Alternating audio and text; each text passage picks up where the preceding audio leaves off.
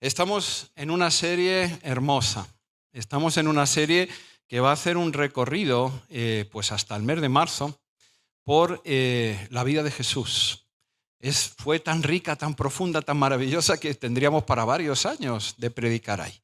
Pero nos vamos a ir deteniendo especialmente en algunos acontecimientos de su vida que son muy significativos para ti, para mí, para toda la humanidad y para, por supuesto, su iglesia también. Y así lo venimos haciendo. Así vimos, qué bonita la alabanza, por ejemplo, que hemos hecho ahora mismo, Dios de lo imposible. Vimos el obrar sobrenatural, el plan de Dios ya estos domingos de atrás en el anuncio del nacimiento de Jesús, que fue sobrenatural. Recuerdan, huestes de ángeles, el ángel Gabriel también anunciándolo, fue un obrar de Dios maravilloso y precioso. No podía ser menos su nacimiento, también lo vimos con los pastores adorando. Y la semana pasada se predicó sobre las promesas cumplidas. Todo eso respondía a un plan prediseñado de antemano de nuestro Dios y Creador. Y ahí vimos a Simeón y Ana, la profetisa, cómo de alguna manera al ver al niño reconocían al Cristo, al Mesías. En el día de hoy dejamos a Jesús niño, por decirlo de alguna manera, Jesús pequeño, y comenzamos a ver a nuestro Señor ya en edad adulta.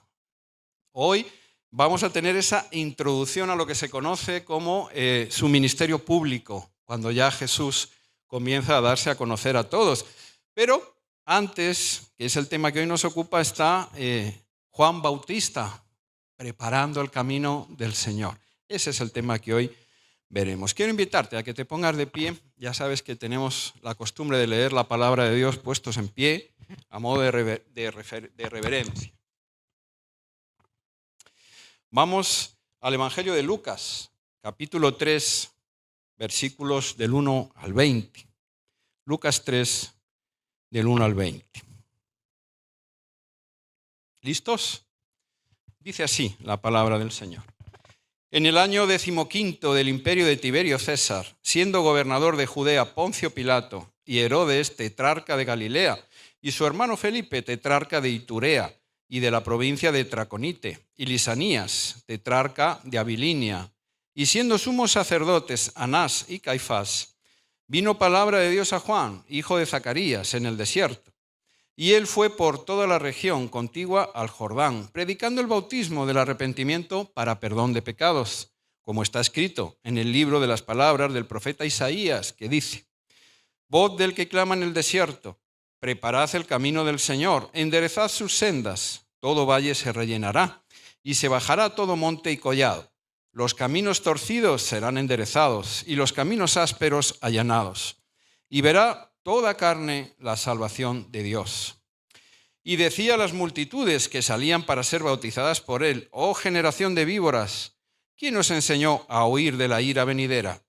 Haced pues frutos dignos de arrepentimiento, y no comencéis a decir dentro de vosotros mismos: tenemos a Abraham por padre, porque os digo que Dios puede levantar hijos a Abraham aún de estas piedras. Y ya también el hacha está puesta a la raíz de los árboles, por tanto, todo árbol que no da buen fruto se corta y se echa en el fuego. Versículo 10. Y la gente le preguntaba diciendo: entonces, ¿qué haremos? Y respondiendo les dijo: el que tiene 2 túnicas, dé al que no tiene, y el que tiene que comer, haga lo mismo. Vinieron también unos publicanos para ser bautizados y le dijeron: maestro, ¿qué haremos? Él les dijo: no exijáis más de lo que os está ordenado. También le preguntaron unos soldados diciendo: ¿y nosotros qué haremos? Y les dijo: no hagáis extorsión a nadie, ni calumniéis, y contentaos con vuestro salario. Como el pueblo estaba en expectativa, preguntándose todos en sus corazones si acaso Juan sería el Cristo, respondió Juan, diciendo a todos: yo a la verdad os bautizo en agua, pero viene uno más poderoso que yo, de quien no soy digno de desatar la correa de su calzado. Él os bautizará en Espíritu Santo y fuego. Su aventador está en su mano, y limpiará su era, y recogerá el trigo en su granero, y quemará la paja en fuego que nunca se apagará. Versículo 18. Con estas y otras muchas exhortaciones anunciaba las buenas nuevas al pueblo. Entonces Herodes el tetrarca siendo reprendido por Juan a causa de Herodías, mujer de Felipe, su hermano, y de todas las maldades que Herodes había hecho, sobre todas ellas, añadió además esta: encerró a Juan en la cárcel. Vamos a orar. Señor Dios Padre Todopoderoso, Dios de lo imposible, a ti te alabamos, Señor, y a ti te adoramos. Señor, a ti nos encomendamos también, siempre, pero especialmente en este tiempo y en este momento, Señor, porque nos mueve venir a reunirnos, Señor, a disfrutar del culto, a ver a los hermanos, a adorarte, Señor, a participar de un culto festivo, pero especialmente, Señor, porque es lo que más necesitamos. Nos mueve venir a escucharte y a verte con los ojos de la fe, Señor. Y este es el tiempo, este es el momento. Por eso, Padre bendito, Señor, te lo suplicamos, que tú toques nuestros corazones, que tú nos prepares, Señor, que quites ahora, Padre Santo, el estorbo, Señor, las distracciones, que me hagan menguar a mí, como decía el Bautista, Señor. Menguemos todos para que te oigamos a ti, para que tú te muevas aquí en medio de todos nosotros, Señor, para que podamos sentirte. Glorifícate aquí y ahora, Señor. Háblanos, ministranos, Señor, exhórtanos. Queremos oírte, queremos verte. Necesitamos un toque tuyo. Que así sea, por favor, Señor. En el nombre de Cristo te lo pedimos. Amén, Señor Jesús. Toma asiento, por favor. Juan el Bautista, mensajero, preparando el camino a ese ministerio público de nuestro Señor Jesucristo. No sé a cuántos le gustan las películas de aventuras o han leído libros, o bueno, ojalá lo de leer libros sobre todo, que sea a todos nosotros. Yo recuerdo un libro de mi niñez, ya ni mis hijos lo conocen, de mi infancia, que se llamaba El correo del zar, Miguel Strogoff, así se llamaba este protagonista de ficción de esa novela, que era de Julio Verne. Bien linda, bien bonita, muy antigua, está hecha película también. Y este hombre era un correo, era un emisario del zar, que hubo de pasar multitud de vicisitudes y problemas para llevar a cabo el mensaje que se le había encomendado.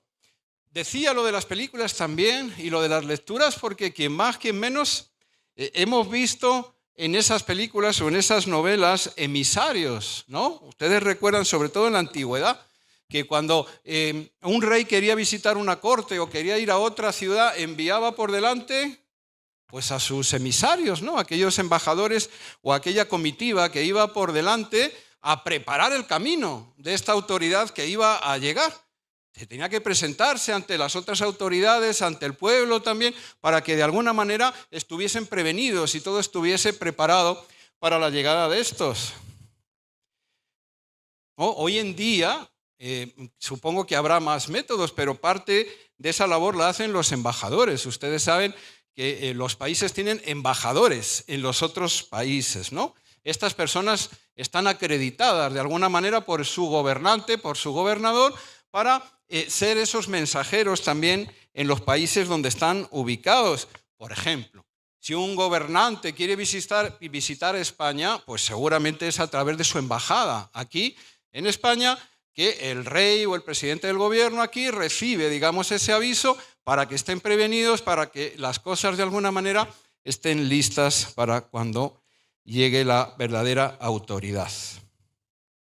Claro, ya podemos ir imaginando que para este tipo de cometido pues no valía tampoco cualquiera, porque es una tarea muy importante.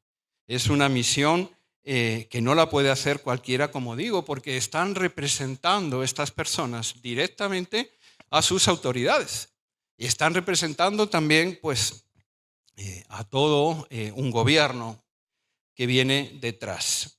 Por lo tanto, lo que digan y lo que hagan es de suma importancia, porque va a repercutir directamente en la imagen, en la visita de su representado, la verdadera autoridad que les ha comisionado a ellos.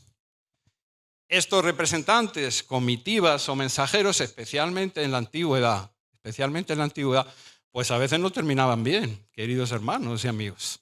no terminaban nada bien porque tenían que arriesgar la vida y se presentaban a gobernadores o a autoridades cuyo mensaje ellos traían, sabían, no iba a ser bien recibido. Porque tal vez a la autoridad que anunciaban o representaban tampoco se la quería. Y muchos de ellos terminaban maltratados, terminaban incluso ajusticiados.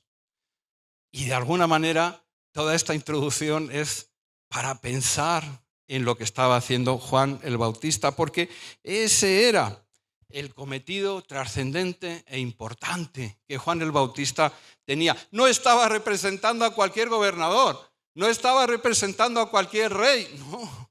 El Bautista estaba representando al Rey de Reyes y al Señor de Señores, al Mesías tan largamente añorado y esperado. Llegaba el momento, era el momento. Y Juan tenía ni más ni menos que ese tremendo llamado. Y tampoco iba a ser, como iremos viendo, recibido bien de parte de todos. De parte de todos.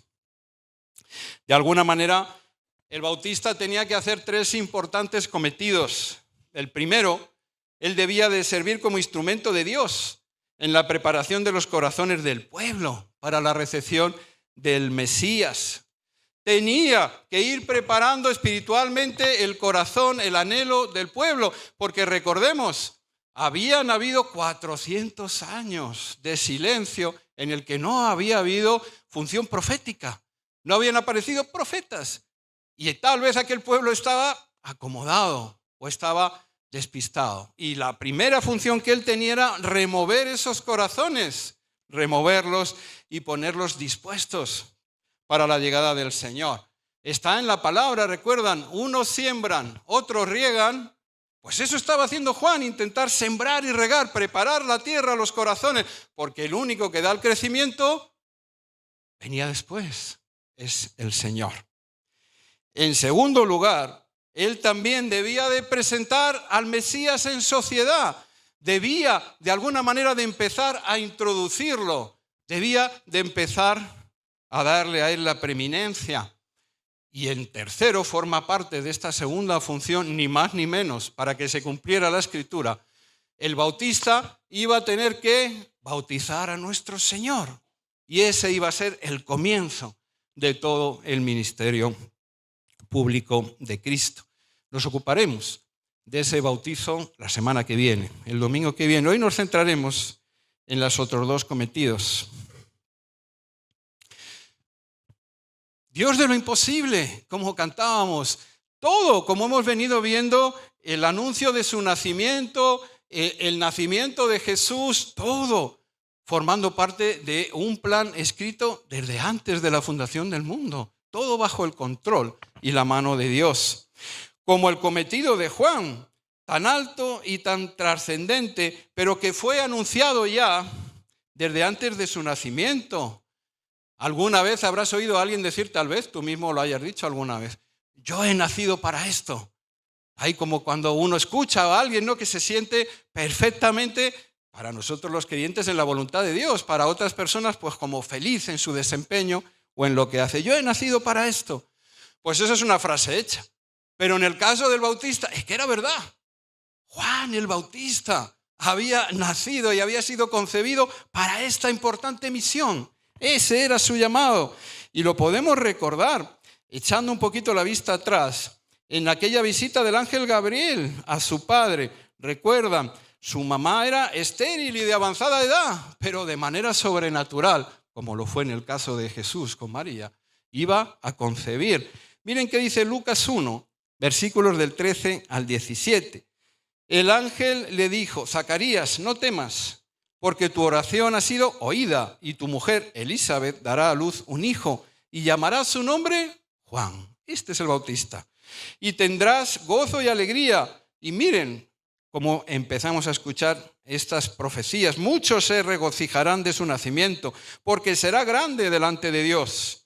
No beberá vino ni sidra y será lleno del Espíritu Santo, aún desde el vientre de su madre. Especial atención, versículos 16 y 17. Y hará que muchos de los hijos de Israel se conviertan al Señor Dios de ellos, e irá delante de él con el espíritu y el poder de Elías, para hacer volver los corazones de los padres a los hijos, y de los rebeldes a la prudencia de los justos, para preparar al Señor un pueblo bien dispuesto.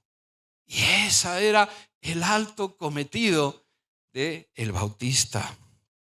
Y claro, esto está en los 4 evangelios. Vamos a ir rescatando un poquito de cada uno. Hemos leído el de Lucas porque quizás es el que da algo más de detalle. Lucas, el médico, seguramente uno de los más cultos, que suele dar datos históricos. ¿Cuántas veces a nosotros los cristianos se nos ataca? No, es que la Biblia es imprecisa, no dice, no da. Bueno, pues en este caso, Lucas comienza dando un montón de datos históricos y geográficos para que situemos bien el acontecimiento. Así hemos leído, año 15 del imperio de Tiberio César, gobernando en Judea Poncio Pilato, de parte de los romanos, y Herodes como tetrarca de Galilea. Su hermano Felipe, tetrarca en Iturea, y Lisanías en Abilinia, regiones limítrofes colindantes. Como sumos sacerdotes, Anás y Caifás. No puede dar mayor detalle Lucas para que situemos estos acontecimientos. Pero además de hacerlo de manera histórica y geográfica, lo va a hacer de la manera tal vez que más nos importa a nosotros, el pueblo de Cristo. Lo va a datar y lo va a situar bíblicamente también. Por si alguien tenía dudas del obrar de Dios y de que verdaderamente el Bautista venía comisionado de parte de nuestro Señor, Lucas va a mencionar también Isaías 40, la profecía, la palabra del profeta. Isaías 40 del 3 al 5. Voz del que clama en el desierto, preparad el camino del Señor, enderezad sus sendas. Todo valle se rellenará y se bajará todo monte y collado. Los caminos torcidos serán enderezados y los caminos ásperos allanados. Y me encanta este versículo 6. Escuchen. Y verá toda carne la salvación de Dios. Maravillosa profecía. Y esto era lo más importante del cometido del Bautista. Viene el Salvador y toda carne lo tiene que ver. Él nos dará camino recto y justo hacia Dios y aligerará nuestras cargas. Miren, al niño Jesús solo unos poquitos escogidos lo vieron, pero ahora comenzaba el ministerio público de Cristo. Toda Judea e Israel lo vería y sabría de él. Y a través de su muerte en la cruz, también el resto de la humanidad, hasta nosotros hoy día, y a las generaciones también que hayan de venir hasta su regreso. Cristo levantado, exaltado. Así que tenemos al Bautista cumpliendo su cometido. Tenemos en los versículos que hemos leído del 7 al 14 su mensaje. Básicamente, la esencia, lo más importante de ese mensaje de Juan, lo tenemos bien concentradito en Mateo. Arrepentíos, porque el reino de Dios se ha acercado. Exactas mismas palabras que Jesucristo diría poco tiempo después, cuando empezara su ministerio en las sinagogas también y en las calles. Arrepentíos, porque el reino de Dios se ha acercado a los hombres. Exacto de lo que hemos predicado ahora en Navidad, porque eso significa la Navidad. Emmanuel, Dios con nosotros. El reino de Dios, en su misericordia, en su bondad y en su justicia, se ha acercado a nosotros. El Evangelio de Marcos lo dice así: predicaba Juan el bautismo de arrepentimiento para perdón de pecados. Y en Lucas, que es el que hemos leído, se nos dice: arrepentíos, haced frutos dignos de arrepentimiento. Porque el arrepentimiento, siempre lo hemos dicho, no debe ser solamente una condición del corazón. No debe ser solamente un dolor, un quebranto que uno experimenta cuando tiene esa convicción de pecado y se da cuenta de que no ha hecho las cosas bien. Eso forma parte del arrepentimiento, sí, pero es incompleto. Porque el verdadero arrepentimiento es hacer frutos de arrepentimiento. Es decir, no quedarnos ahí en ese dolor ni en ese sentimiento, sino tomar conciencia de que tengo que cambiar y de que tengo que dar pasos en otra dirección, porque si venía haciendo las cosas mal por aquí, debo de empezar a hacerlas a la luz de la palabra de Dios por este otro lado. Ese era el mensaje. Ese era el mensaje. Y claro, Juan tenía parte de un público bien duro, aquellos fariseos y saduceos que eran bien religiosos y ellos querían estar bien en todas las cosas, estaban ciegos, como dice la palabra. Y ellos se aferraban, no, nosotros somos hijos de Abraham, como hemos leído, tenemos, de alguna manera somos los escogidos, los herederos de la circuncisión, lo tenemos ya todo. Y ante eso, Juan les decía, no os creáis que os será suficiente con ser hijos de Abraham. Hasta Dios puede levantar de las piedras hijos de Abraham. Y nosotros somos la prueba, hermanos, porque hemos sido injertados por el amor de Cristo y por su muerte en esa cruz. No les iba a valer alegar que eran hijos de Abraham, judíos, sino solamente el arrepentimiento, pues el reino de Dios estaba llegando. Y aquí a lo mejor merece la pena hacer una pequeña pausa, porque a nosotros tampoco, queridos hermanos, amigos, nos va a valer solamente con decir y alegar que somos cristianos. No, nosotros también somos llamados, porque ese mensaje sigue vigente a día de hoy, a hacer frutos dignos también de arrepentimiento. Con el acercamiento del reino de Dios y su justicia en la persona y en la obra de nuestro Señor Jesús, pues miren, es necesario que nosotros los hombres pasemos de las palabras a la acción. Pasemos de la teoría a la obediencia. A la obediencia.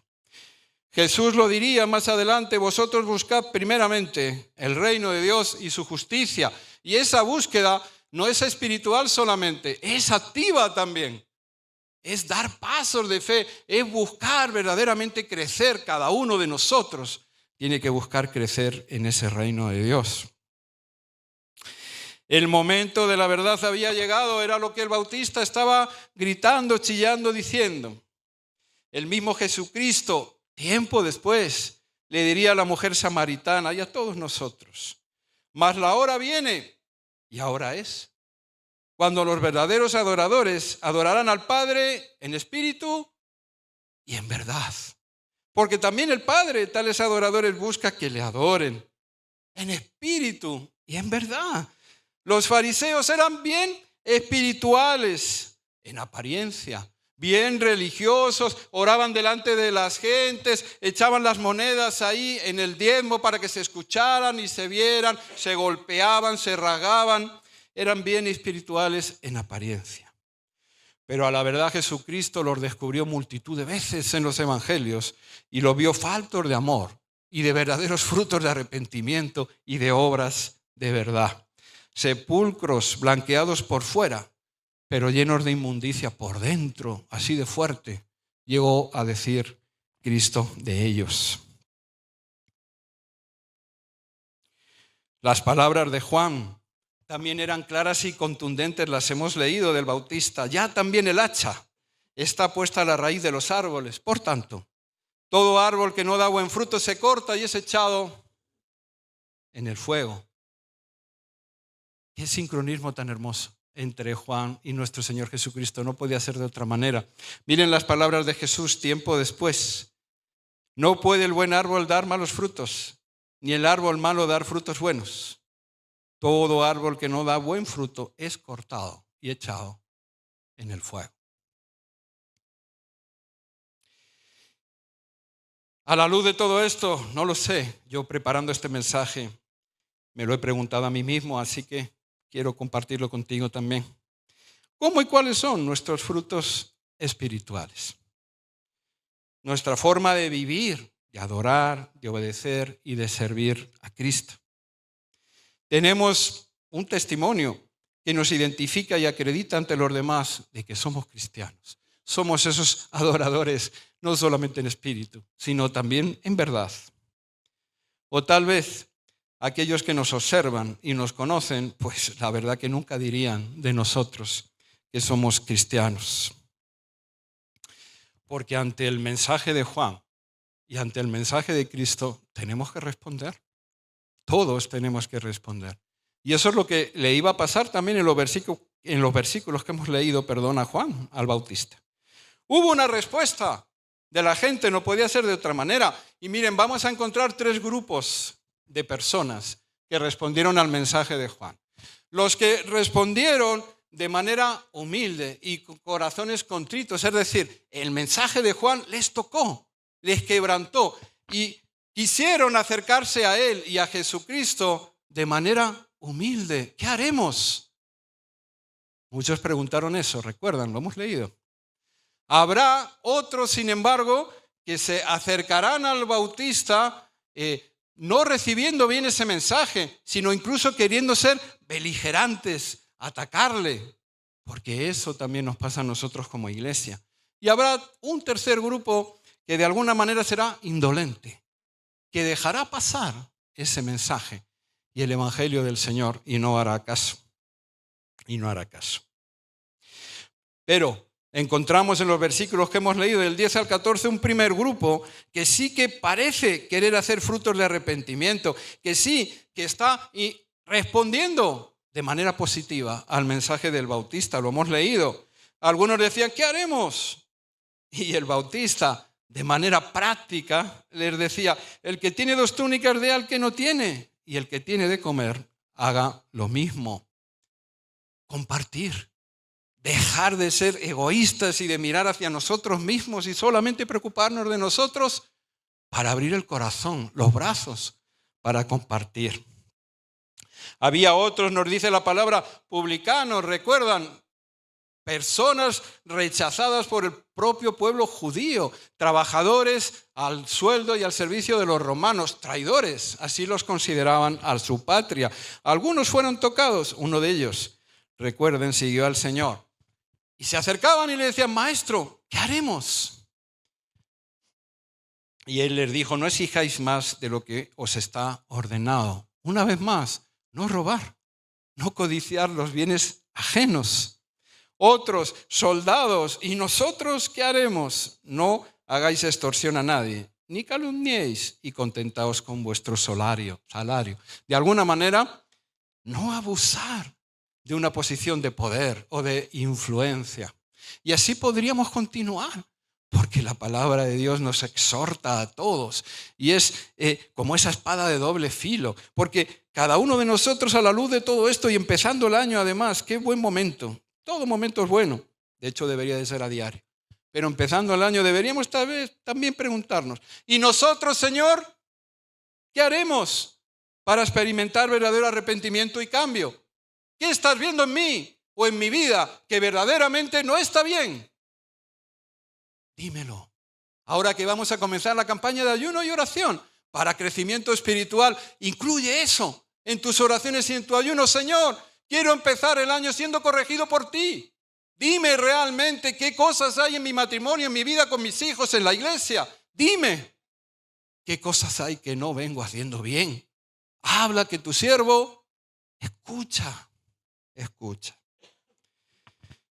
La inmensa profundidad del Evangelio, qué hermoso, que uno se pone a buscar en la palabra de Dios, a encontrar tesoros y no terminas, no acabas. Necesitaríamos 1000 vidas para poder profundizar en todo. Pero también, y esto me maravilla, su preciosa sencillez. Porque tiempo después le preguntarían a Cristo, ¿cuál es el más importante mandamiento, maestro de la ley? Y el Señor sería bien contundente. Amarás al Señor tu Dios con todo tu corazón, con toda tu alma y con toda tu mente. Este es el más grande y primer mandamiento.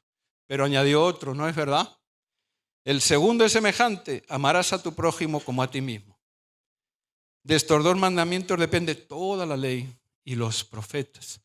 Y básicamente este estaba siendo ya el mensaje del Bautista. Arrepentíos, el reino de Dios viene. Arrepentíos y empezad a hacer frutos de justicia. Empezar a vivir como Dios quiere, como Dios quiere. Ese mensaje sigue siendo tan válido a día de hoy para todos y cada uno de nosotros. Primera de Juan, este es Juan el apóstol, capítulo 4. Si alguno dice yo amo a Dios y aborrece a su hermano, pues es mentiroso. Pues el que no ama a su hermano, a quien ha visto, ¿cómo puede amar a Dios a quien no ha visto? Adoradores en espíritu y en verdad, a través de nuestras obras y de nuestro diario vivir. Nosotros, dice el apóstol, tenemos este mandamiento del el que ama a Dios, ame también a su hermano. Así el Bautista cumplía ese primer cometido, servir de instrumento de Dios en la preparación de los corazones del pueblo, tocar esos corazones, apelar a las conciencias, volver a aquel pueblo que se había vuelto duro de corazón e insensible, volver la vista a Cristo, al que venía. Dijimos que el segundo cometido también importante que tenía era presentar al Mesías. Y dice el Evangelio de Lucas que, claro, algunos confundían al Bautista con el Señor, con el Mesías. Ya lo dijimos antes, ¿cómo no hacerlo? Si era un pueblo que llevaba 400 años de silencio sin ver un verdadero profeta. Y evidentemente el Bautista estaba ungido de parte de Dios, ya lo hemos dicho. Así que hablaba y predicaba, como dice el Señor, como quien tiene autoridad. Y lo hacía y tocaba los corazones. Y encima él tenía una vida ahí bastante asceta. Se había apartado de todo, vivía en el desierto, vestía de pieles, dice, comía pues hasta langostas, dice la palabra. Llevaba una vida bien humilde y apartada, digamos, de lo superfluo. Me imagino el contraste que el pueblo vería entre los sumos sacerdotes llenos de pompa, llenos de riquezas y de montón de cosas, y el Bautista. Y escucharía las palabras de uno y escucharía las palabras del otro y vería poder y autoridad en las palabras del Bautista. Así que algunos pues ya le confundían, este es el Mesías, este es el Cristo. Y aquí entraba la otra parte de Juan, porque él tenía bien claro su papel. Lo tenía bien claro. Nunca se atribuyó título alguno relacionado con Jesús, sino más bien dejó bien claro que él era siervo de Cristo. Lo hemos leído. Yo a la verdad os bautizo en agua, pero viene uno más poderoso que yo, de quien no soy digno de desatar la correa de su calzado. Él os bautizará en Espíritu Santo y fuego. Mateo, en su Evangelio, añade algún matiz más. Palabras del Bautista. Yo a la verdad os bautizo en agua para arrepentimiento. Pero el que viene tras de mí, cuyo calzado yo no soy digno de llevar, es más poderoso que yo. Él os bautizará en Espíritu y Santo fuego. Y en el Evangelio de Juan, el discípulo, encontramos el otro grupo del que hablábamos. Había otro grupo que se acercaba al Bautista, pero no con el corazón quebrantado, no con intención de hacer frutos de arrepentimiento. No, había un grupo que se acercaba con intenciones maliciosas, que se acercaba con intenciones de combatir. Juan, en su Evangelio, capítulo 1, versículos del 19 al 28, lo dice así. Escuchemos. Este es el testimonio de Juan el Bautista, cuando los judíos enviaron de Jerusalén sacerdotes y levitas para que le preguntasen, ¿tú quién eres? Confesó, y no negó, sino confesó, yo no soy el Cristo. Y le preguntaron, ¿qué pues? ¿Eres tú Elías? Dijo, no soy. ¿Eres tú el profeta? Y respondió, no. Le dijeron, pues ¿quién eres? Para que demos respuesta a los que nos enviaron. ¿Qué dices de ti mismo? Respuesta de Juan, dijo, yo soy la voz de uno que clama en el desierto, enderezad el camino del Señor, como dijo el profeta Isaías. Y los que habían sido enviados eran de los fariseos, y le preguntaron y le dijeron, ¿por qué pues bautizas si no eres el Cristo, ni Elías, ni el profeta? Y Juan les respondió, yo bautizo con agua, mas en medio de vosotros está uno a quien vosotros no conocéis. Este es el que viene después de mí, es el que es antes de mí, del cual yo no soy digno de desatar la correa del calzado. Gloria a Dios. ¿Cómo no destacar la humildad, la sumisión, la fidelidad de Juan el Bautista a Jesucristo? En contraste con cómo nos ensoberbecemos a veces nosotros en su iglesia, creyéndonos mejores que los demás y pudiendo llegar incluso a atribuirnos a veces, hasta eso llegamos, el obrar de Cristo. Juan no era así. Llegó a decir, si lo queremos todavía más claro, es necesario que Él crezca para que yo mengüe. Él lo tenía bien claro cuál era su cometido. Y el mismo papel tenemos como iglesia de Cristo. Predicarle y representarle, sí. Ser sus pies y brazos aquí en la tierra, pues también nos ha comisionado. Qué increíble es esto. A nosotros, tan indignos con eso. Pero siempre teniendo esto presente y provocándolo. Que Cristo crezca y nosotros menguemos. Por eso el Bautista no tuvo ningún reparo ni ningún problema en cederle a Jesús también a algunos de sus discípulos, como Andrés, el hermano de Pedro, que siguió a Cristo. Porque el Bautista también tenía bien claro que las ovejas son del Señor, no de ninguno de nosotros. Así que no todos los que se acercaban a la predicación del Bautista, no todos los que escuchan la predicación de la iglesia, no todos los que ven el Evangelio de Jesucristo van a responder de manera positiva, sino algunos de manera muy negativa, como la respuesta de Herodes que encontramos hacia el final, ante la denuncia de los pecados de parte de Juan. Porque Juan exhortaba al pueblo para que se arrepintieran y les hacía ver sus errores y sus pecados. Y Herodes el tetrarca, entre muchísimos otros terribles pecados que había cometido, se había casado con Herodías, la mujer de su hermano Felipe. Por cierto, que ambos, Herodes y Felipe, eran tíos de Herodías. Y el Bautista le decía, no te es lícito estar con ella, porque además aquella relación había comenzado en infidelidad. A todas esas maldades, nos dice la palabra de Herodes, añadió que lo metió en la cárcel. Y no se conformó con eso, ¿no? Todos conocemos la palabra y la historia. ¿Cómo terminó el Bautista, hermanos? ¿Terminó bien a ojos de los hombres? No, le cortaron la cabeza, ¿no es verdad? Ya dijimos al principio que no siempre los emisarios, los embajadores, terminaban bien. El Bautista trajo un mensaje de confrontación frente al pecado, para denunciarlo y para exhortar a las personas a que cambiasen, para que se alejaran de sus malos comportamientos y se acercaran a Jesucristo. Ese es el arrepentimiento, el cambio de dirección, como dijimos. A Jesús, a su evangelio de amor y perdón, pero también, ojo, evangelio de santidad y de obediencia. Frente a tal disyuntiva, algunos, ¿qué haremos? Acertaban sus faltas y pecados, procederán con la ayuda de Cristo y su Espíritu Santo a hacer frutos y obras de arrepentimiento en sus vidas, al amparo y a la dirección de la palabra de Dios. Pero otros reaccionarán con cólera y con enojo al verse señalados por el mensaje de Cristo y se negarán a cambiar porque no reconocerán sus faltas y sus pecados. Y aún podrán responder con rabia y saña contra Cristo y sus mensajeros, persiguiéndolos, maltratándolos, volviéndose en contra de su iglesia. Ya dijimos, el Bautista lo pagó no solo con su encarcelamiento, sino también con su vida, que le fue quitada por Herodes. ¿Qué haremos con todo esto? Dos aplicaciones se me ocurren muy humildemente para todos nosotros en el día de hoy. La una, y no es pequeña, retomando la historia que les comentaba al principio, ya no está el Bautista, ya no está el mensajero del Señor para preparar su camino, su llegada, para dar testimonio de Él. No está. Y tiene su razón de ser, porque Jesucristo ha comisionado y ha creado a su iglesia, a nosotros.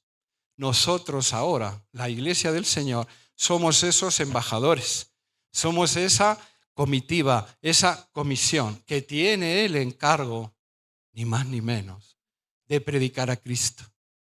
Y que tiene el encargo, ay hermanos, porque esto no le gusta a todo el mundo, de dar el mismo mensaje.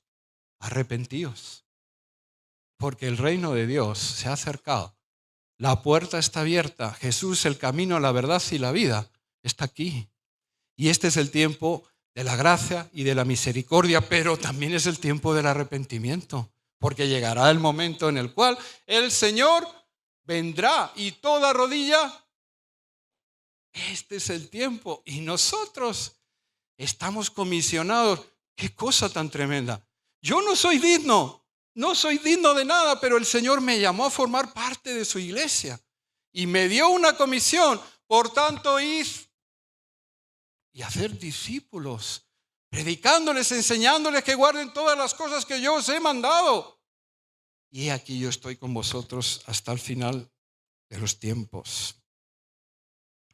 Allá donde el Señor nos haya puesto, por donde nos quiera llevar, esta es una iglesia para mí bendecida, porque eso trae riqueza, con muchos hermanos inmigrantes que han venido de otros lugares. Allá por donde nos quiera llevar Dios, somos sus embajadores.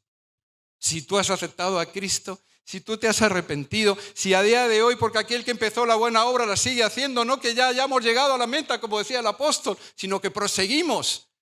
Él sigue haciendo su obra en mí como en ti, pero si ya hemos aceptado, tenemos la responsabilidad de representarle, de ser sus embajadores. La tenemos y tenemos por lo tanto que hablar. Y nuestro testimonio como el embajador que está aquí en las embajadas en Madrid, nuestro testimonio de vida va a decir mucho también de aquel que representamos.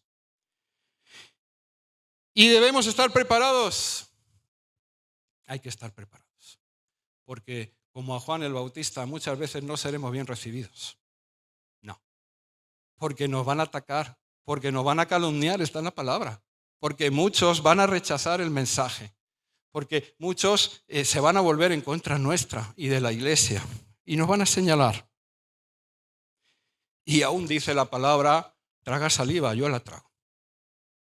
Que tal vez algunos terminaremos dando la vida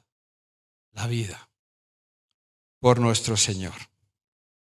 La iglesia de Cristo debe estar dispuesta a sufrir los mismos padecimientos que sufrió Cristo y los profetas antes que él. Palabra de Jesús, el siervo no es mayor que su Señor, ni el enviado es mayor que el que le envió. Si a mí me han perseguido, pues también a vosotros os perseguirán. Si han guardado mi palabra, también guardarán la vuestra. Ya dijimos, el Bautista pagó el precio de denunciar el pecado y la corrupción de Herodes con su vida, pero también fue instrumento de bendición y vida para muchos, incluidos nosotros, los que vendríamos después. El legado, el testimonio sigue vivo. Él, como hoy día, ha sido estudiado y predicado por generaciones y millones de cristianos. Sin duda, la vida del Bautista y su sacrificio ha dado fruto abundante y permanente. Esas son las palabras de Cristo. No me elegisteis vosotros a mí, sino yo a vosotros. Y os he elegido, hay un cometido, hay una comisión, para que vayáis y llevéis fruto abundante y permanente.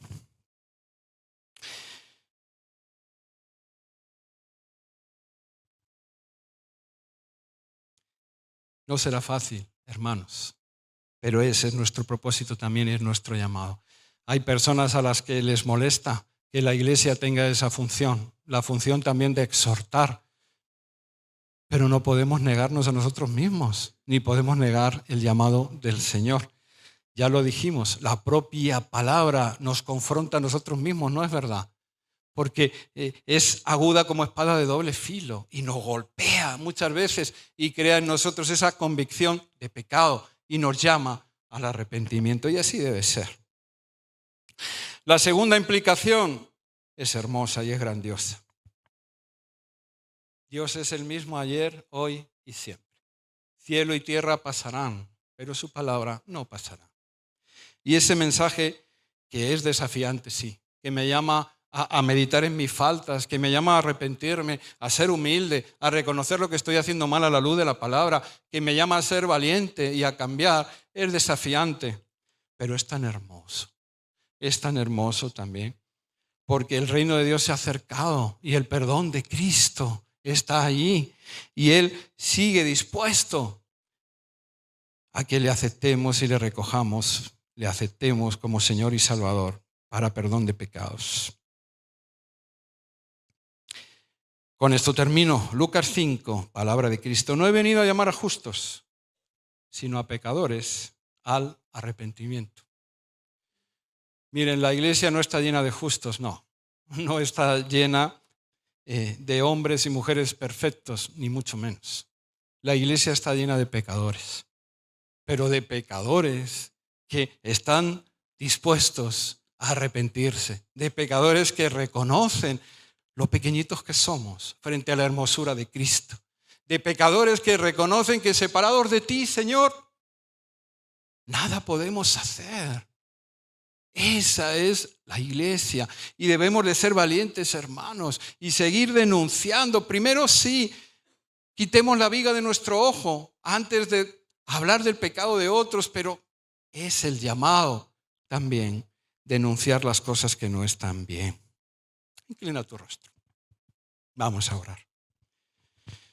Señor Dios Padre Todopoderoso, bueno, ¿qué decirte, Señor? No hay palabras, se acaban las palabras para poder, Señor, adorarte, alabarte. No hay lenguaje humano que pueda verdaderamente, Señor, llegar ni tan siquiera un poquito, verdaderamente, Señor, a la adoración y a la alabanza que tú te mereces. Pero, Señor, aquí estamos, porque a ti te ha placido. Tanto los que hoy nos estén oyendo, que son invitados, los que tal vez, Señor, aún no hayan hecho su decisión por ti, como los que sí la hemos hecho, Señor. Todos estamos aquí porque tú hoy has querido que estemos. Y la verdad, Señor, yo quiero ser el primero en recoger las palabras del Bautista, que fueron las tuyas después también. Arrepentíos, porque el reino de Dios se ha acercado a los hombres. Señor, hoy te pedimos perdón. Queremos pedirte perdón, Señor, porque el arrepentimiento debe ser una condición de vida para nosotros los cristianos de tu iglesia. Porque lamentablemente, Señor, seguimos fallando, seguimos pecando. Porque, Padre, como decía el apóstol, también miserable de mí, porque sabiendo hacer yo lo bueno, este cuerpo me empuja a hacer lo malo. Sí, Señor. Queremos presentarnos hoy delante de ti, no siendo arrogantes como aquellos fariseos, Señor, no pareciendo lo que no somos. Queremos hacerlo, Señor, como aquel publicano que se golpeaba el pecho y ni siquiera levantaba la cabeza. Señor, sé propicio a mí que soy pecador. Y esa es nuestra oración en esta mañana. Queremos, Señor, pedirte y suplicarte una nueva llenura de tu Espíritu Santo. Queremos, Dios Padre Todopoderoso, hoy que vamos a celebrar la Santa Cena también, como le dijiste a tus discípulos, el que ya ha sido limpiado no tiene necesidad de ser lavado, sino solo los pies, porque nuestros pies se ensucian a diario, Señor. Padre, Señor, hoy nos acogemos una vez más a tu cruz, a tu sangre preciosa, para que nos limpies una vez más, Señor. Pero también, y esto es más importante, porque ya nos has lavado, como hemos dicho, para que nos des esa convicción de pecado, para que nos ayudes, Señor, a proceder a hacer frutos dignos de arrepentimiento. Señor, tú sabes cuáles son aquellas áreas de cada uno de nosotros que aún, Señor, no están bien delante de ti. Tú lo sabes. Y me atrevo a decirte, Padre, que muchos de nosotros también sabemos dónde tenemos esas cojeras, Señor, dónde tenemos, Padre Santo, esos problemas que no conseguimos vencer. Señor, ayúdanos, ayúdanos. Hoy queremos volver a intentarlo, pero esta vez, Señor, con corazones contritos y humillados, como dice tu palabra, porque a ese tipo de corazón tú no lo desprecias. Hoy queremos, Señor, volver a intentar vencer esos gigantes que tenemos, Señor, y que de alguna manera nos apartan de ti, pero esta vez ya no lo vamos a hacer, Señor, en nuestras fuerzas. Ya no nos vamos a conformar tampoco a convivir con ellos, porque sabemos, Señor, que a ti eso no te agrada. Ayúdanos a levantarnos en fe hoy día. Hoy que vamos a comenzar también mañana el ayuno, Señor, la campaña ayúdanos, ayúdanos. Porque estamos seguros de que si es contigo, Señor, ¿quién contra ti, Padre Santo? Mayor eres tú que estás en nosotros que el que está contra nosotros. Ayúdanos, Señor. Hoy queremos comenzar también el año de alguna manera con estos propósitos. No solamente hacer planes y objetivos, Señor, de crecimiento para nuestra familia, para nuestros trabajos, negocios, aún para la iglesia, Señor, todo eso. también es necesario. Pero primeramente tu reino y tu justicia, Señor. Hoy queremos hacer propósitos y planes de crecimiento espiritual, papá.